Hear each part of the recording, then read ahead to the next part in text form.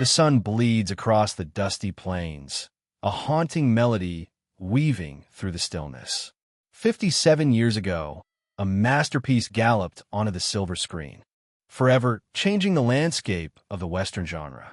Once Upon a Time in the West, a symphony of violence, beauty, and unforgettable characters, brought to life by a cast of legends. But the story doesn't end with the final shot. The lives of these actors, after the camera stopped rolling, are as dramatic as surprising, and in some cases, as tragically beautiful as the film itself. Some soared to greater heights, others vanished into the shadows, and a few met shocking, heartbreaking ends. We're diving into the untold stories, the hidden chapters, the lives lived beyond the legend of Once Upon a Time in the West. Where are these actors now? What paths did their lives take after they rode off into the cinematic sunset? Were their real lives as epic as the roles they played? The answer, my friends, is far more complex, far more compelling than any Western showdown. We'll explore the triumphs and tragedies, the loves and losses, the quiet moments, and the explosive conflicts that shape the lives of these iconic performers. Prepare to be captivated by the stories of Henry Fonda, Charles Bronson, Claudia Cardinale, and the rest of the unforgettable ensemble, their lives after the dust settled. From the cold-blooded killer to the enigmatic harmonica player, from the resilient heroine to the charming outlaw, we'll uncover the true stories behind the masks, peeling back the layers to reveal the complex individuals behind the cinematic personas. Prepare for a journey into the heart of Hollywood, a journey that reveals the human stories that lie beneath the glittering facade of fame. Subscribe now, and let's uncover the truth behind the legend. Because the most captivating stories aren't always found on the screen. Sometimes, the most gripping tales are hidden in the lives of the actors themselves. Henry Fonda. The name conjures images of quiet strength, of American heroism. Yet, in Sergio Leone's masterpiece, he chillingly embodied Frank, a ruthless killer with eyes as cold as the desert wind. Born on May 16, 1905, in Grand Island, Nebraska, Fonda was already a celebrated actor when he took on this unexpected role at the age of 63. He shattered his wholesome image. Fonda's life was a stark contrast to the brutality of Frank. He was a man of contradictions, a celebrated actor known for his integrity who struggled with deep-seated personal demons. A testament to the complex and often fractured nature of his family life. While he found solace in painting and in the quiet solitude of his later years, the weight of his personal struggles was evident. His heavy smoking habit, a constant companion, eventually contributed to his demise. His heart, much like his complex personal life, gave out, leaving behind a legacy as complicated as the man himself. He died of heart disease on August 12, 1982, in Los Angeles, California, at the age of 77. The image of the gentle, heroic Fonda remains. But it's now intertwined with the chilling memory of Frank, a testament to his immense talent and the complexities of the human heart. The man who played Frank was a man of profound contradictions. A man who, despite his fame and success, carried a deep, enduring sadness within him. A blend of vulnerability and fierce independence that made Jill an unforgettable character. But her own life, far from the dusty plains of the film, has been a testament to resilience. A journey marked by challenges and triumphs. Born in Tunis, Tunisia, in 1938, Cardinale's early life was far from the glamorous world of Hollywood. Her path to the silver screen was anything but conventional, a journey filled with unexpected twists and turns. Her stunning beauty, however, was undeniable, and it quickly propelled her to international stardom. Working with legendary directors like Sergio Leone, she became a symbol of Italian cinema's golden age, a captivating presence both in Italy and abroad. Her portrayal of Jill McBain was a pivotal moment in her career, solidifying her position as a leading actress. It was a role that demanded strength, a quiet dignity in the face of overwhelming odds, and Cardinale delivered with a nuanced performance that resonated with audiences worldwide. The film's success catapulted her to even greater fame. Yet her journey wasn't without its complexities. Balancing the demands of a thriving international career with the joys and challenges of motherhood wasn't easy. Cardinale married director Pasquale Squitieri in 1975, and together they welcomed a daughter, also named Claudia. The marriage, like so many others in the lives of our actors, eventually ended, leaving Cardinale to navigate the complexities of single parenthood while maintaining a demanding career. The pressures of Hollywood, the constant scrutiny, the relentless demands of fame, these were the battles she fought off-screen. Yet, she persevered, continuing to act, choosing roles that reflected her strength and independence, even as she navigated the complexities of her personal life. Today, at the age of 87, Claudia Cardinale finds peace in the simpler things, tending her garden in Italy, surrounded by loved ones. A testament to her enduring spirit. Her story is a reminder that resilience, like the human spirit, can endure even the harshest landscapes. Torn between a life of crime and a yearning for redemption, Robards brought a depth and complexity to the character that transcended the typical Western archetype. His witty dialogue, his performance solidified his place as one of Hollywood's most respected character actors. Born in Chicago in 1922, Robards' journey to the silver screen wasn't a straightforward one. He came from a theatrical family, and it was the stage that initially nurtured his talents.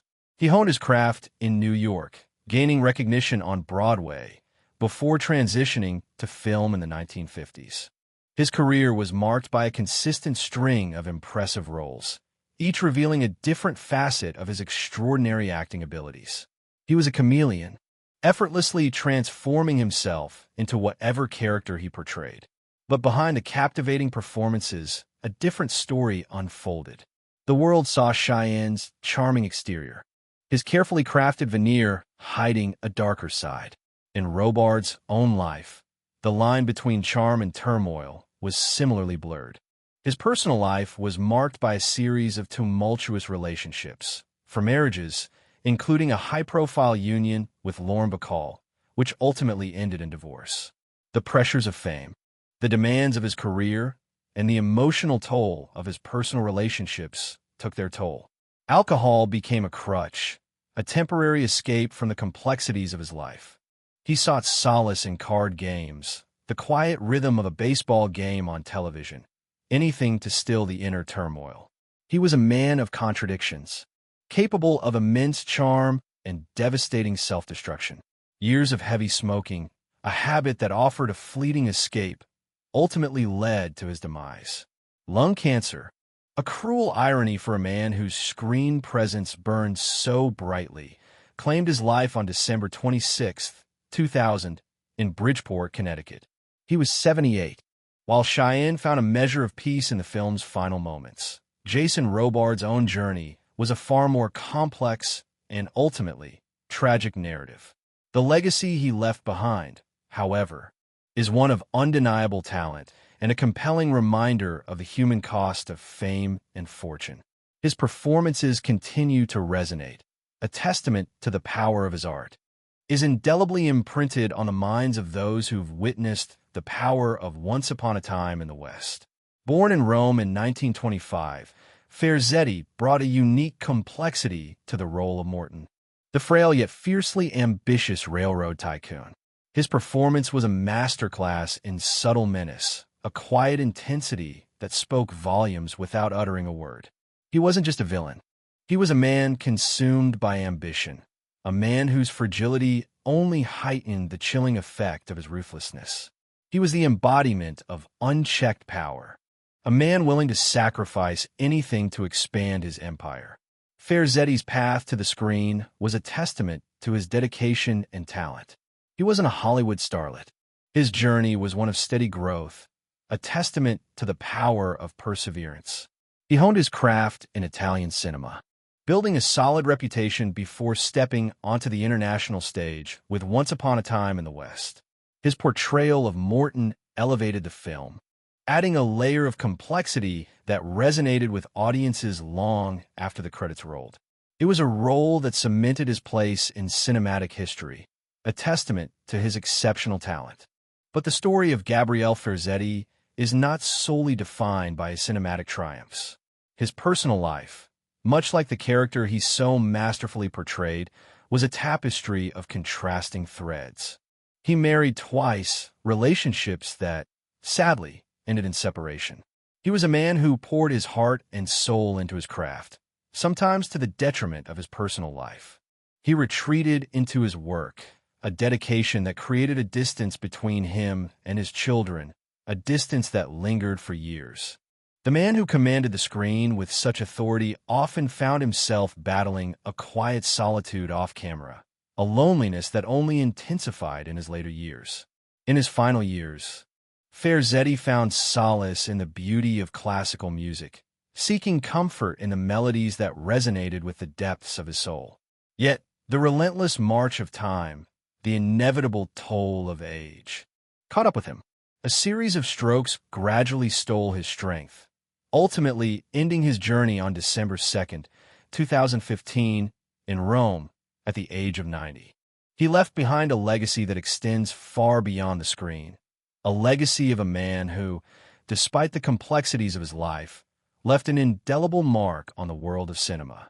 His performance in Once Upon a Time in the West remains a testament to his talent, a chilling reminder of the power of human ambition, and a poignant reflection on the intricate tapestry of a life well lived, even if that life was marked by both triumph and tragedy.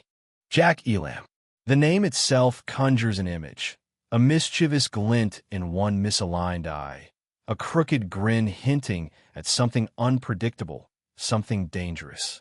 Born in Miami, Arizona, on November 13th, 1920, Elam brought a unique brand of unsettling charm to the silver screen. He wasn't a leading man, but he was unforgettable. He carved a niche for himself, playing quirky, often villainous characters, men you couldn't quite trust, men who held a certain unsettling fascination. His career began in the 1940s, a slow burn that eventually led him to the dusty plains of Once Upon a Time in the West.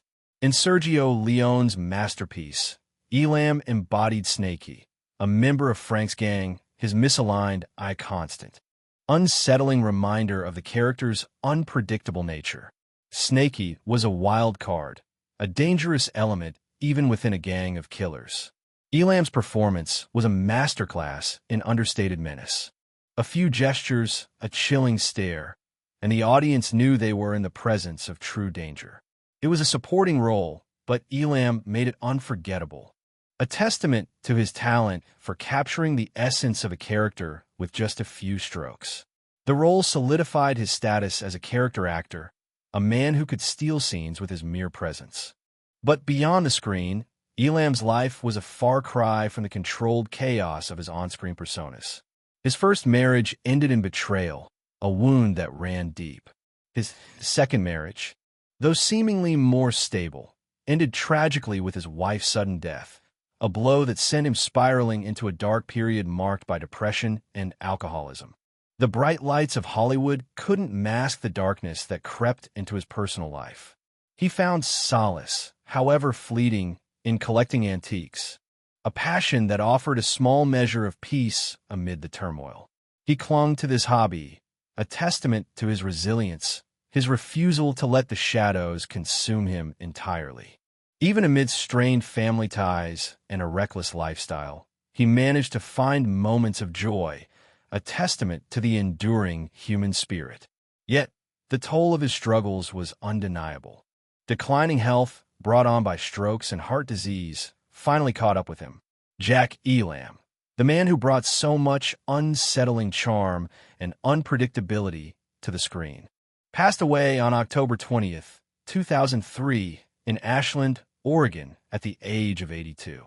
His life, much like his career, was a winding road, full of unexpected turns, moments of brilliance, and ultimately, a poignant reminder of the fragility of life beyond the spotlight. His legacy isn't just the memorable characters he played, but also the quiet strength he displayed in the face of personal tragedy. Woody Strode. The name itself evokes strength, a presence that commanded attention. Born in 1914, long before the dust settled on the set of Once Upon a Time in the West, Strode's life was a testament to resilience, a journey marked by both profound sorrow and an unwavering spirit. He was already a seasoned actor, a veteran of the Hollywood scene, when he stepped onto the set at 54 years old, embodying the loyal, yet imposing Stoney, a key member of Frank's gang. His powerful physique, his commanding presence, made Stoney an unforgettable figure in the film's tense atmosphere. He was a silent force, a man of few words, but his very being spoke volumes about the brutal landscape of the film. But the strength Strode projected on screen was a shield, masking the profound sorrow that marked his personal life. His early life was far from easy, a path paved with challenges that would shape the man he became.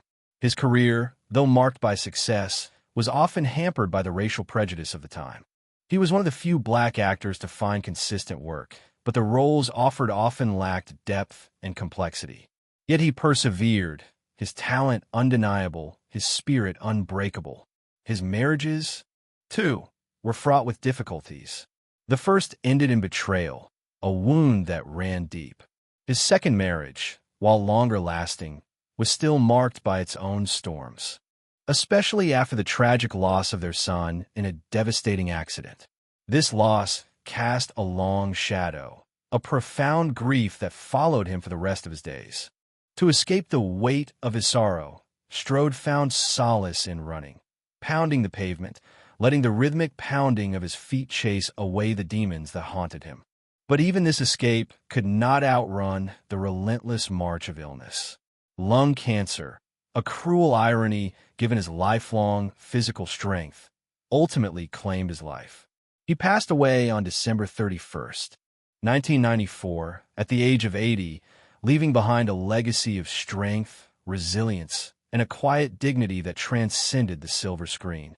His life, like the harsh landscapes of the American West, was a testament to the enduring power of the human spirit, even in the face of unimaginable loss. His story is a reminder that even the strongest among us carry burdens, and that the most powerful performances are often those played out in the quiet corners of our hearts.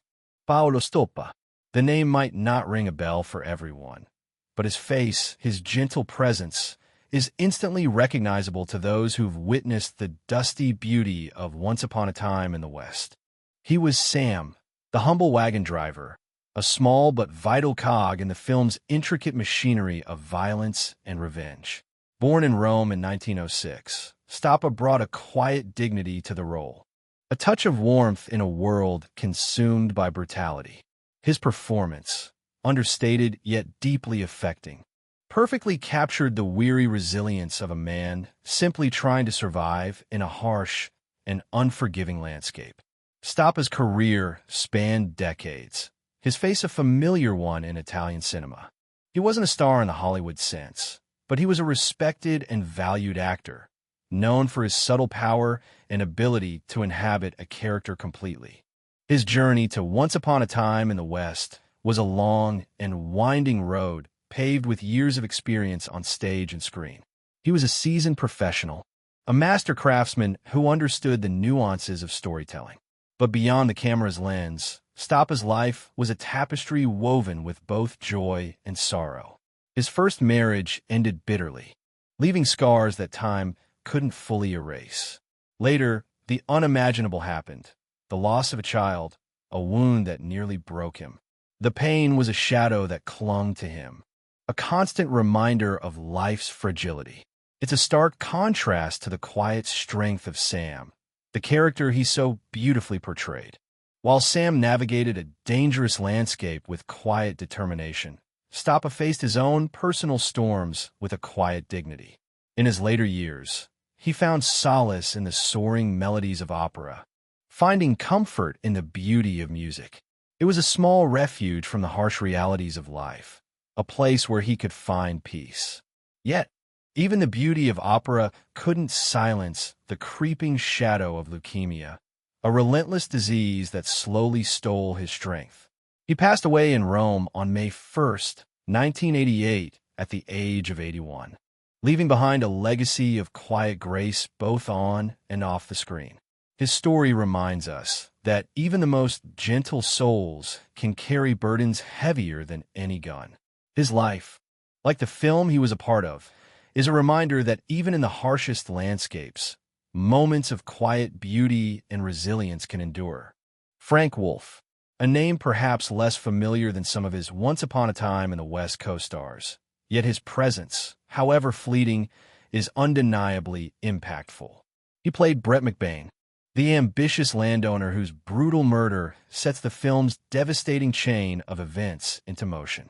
Born in San Francisco on May 11th, 1928, Wolf was 40 when he took on the role, bringing a quiet intensity and unsettling realism to the character. He was a man of few words on screen, his death a pivotal moment that fuels the film's central conflict. But Wolf's real-life story, tragically, is a far cry from the brief, explosive role he played.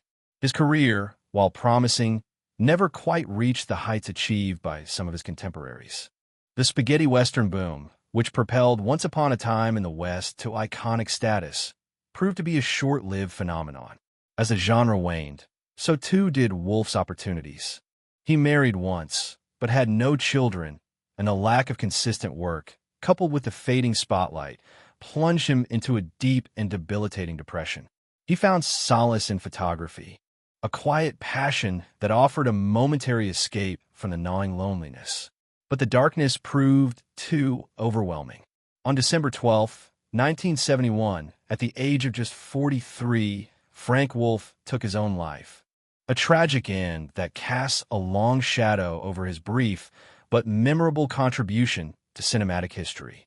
His story serves as a poignant reminder of the fragility of life, the pressure of fame, and the devastating consequences of a world that can quickly forget those it once celebrated. His role may have been small, but his passing underscores the often unseen struggles faced by those behind the camera and the enduring impact of a life cut tragically short. Keenan Wynn. The name might not ring a bell for everyone, but his face, etched with the quiet authority of a man who'd seen it all, certainly will. Born in New York City in 1916, Wynn's journey to the dusty plains of Once Upon a Time in the West was a long and winding road, paved with both success and heartache. He wasn't a leading man, but a character actor, a master of bringing seemingly ordinary men to vivid life. In 1968, at the age of 52, he embodied the sheriff in Leone's masterpiece, a figure of quiet strength in a world consumed by chaos. His performance, though brief, was a perfect distillation of the West's paradoxical nature, a place where law and lawlessness danced a dangerous tango. Wynn's career was a testament to his versatility, spanning decades and encompassing a wide array of roles. He wasn't just a cowboy. He played everything from comedic foils to menacing villains, proving his talent for embodying a wide range of characters. But his life off-screen was a far cry from the steady hand of justice he portrayed on screen. He was a man of many marriages, a man who knew the sting of heartbreak firsthand. His relationship with Evie ended in a particularly painful way when she left him for the heartthrob Van Johnson, a blow that sent him reeling. The pain fueled a dependence on alcohol and cigarettes, the kind of vices that whispered promises of escape but delivered only a slow, agonizing decline. He found solace in unexpected places. A collector of cars, Wynn found a strange kind of comfort in the gleaming metal and powerful engines, a stark contrast to the turmoil brewing within him. But even that couldn't silence the growing darkness. Pancreatic cancer, a cruel and relentless enemy, eventually claimed him, ending his life on October 14th, 1986, in Los Angeles at the age of 70. His story serves as a poignant reminder that even those who bring order to the screen can find themselves battling chaos in their own lives. Keenan Wynn's legacy is not just the roles he played, but the life he lived, a testament to the enduring power of human resilience in the face of adversity. Lionel Stander. The name itself evokes a certain gravelly charm, a hint of mischief, and a whole lot of lived experience.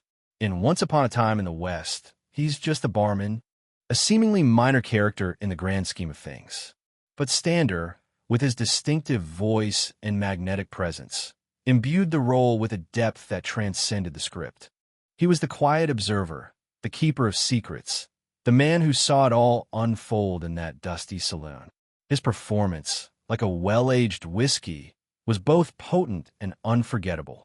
Born in the Bronx in 1908, Stander's journey to Hollywood was anything but straightforward. He was a character actor, a chameleon, effortlessly slipping into various roles, from gangsters to comedic relief. His career, however, was punctuated by periods of intense turmoil. He was blacklisted during the McCarthy era, a dark chapter in Hollywood history that silenced many voices, including Stander's, for years. The injustice of it undoubtedly left a mark. The accusations, the investigations, the loss of work, it was a heavy burden to carry. Yet, Stander persevered. He returned to acting, proving his talent and resilience time and again. His personal life, however, mirrored the tumultuous nature of his career. He married 6 times, a testament to a restless spirit and perhaps a yearning for connection that remained elusive. Each marriage, each relationship, seemed to carry its own weight of complexities and disappointments. He was a man of contradictions, a fascinating mix of charm and grit, success and struggle.